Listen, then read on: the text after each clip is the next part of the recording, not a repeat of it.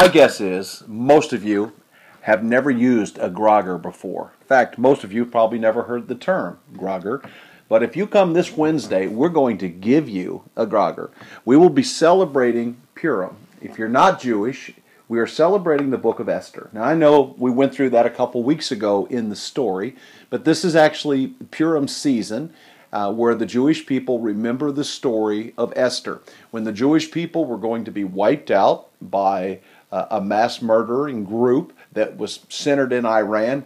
Sort of sounds like some modern history, doesn't it?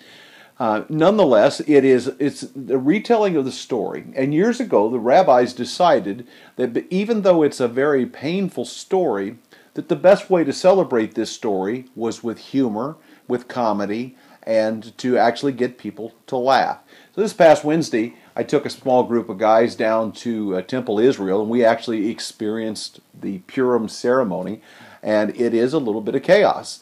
And as you read the story of Esther, every time Haman, who's the bad guy in the story, every time his name is mentioned, you take your grogger and you spin your grogger so that you cannot hear Haman's name.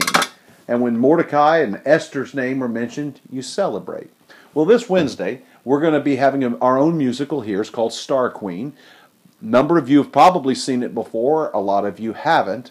It's a great opportunity to bring your friends. It's a fun one-man musical that really shows how the Jewish people celebrate Purim. And here's what I promise you.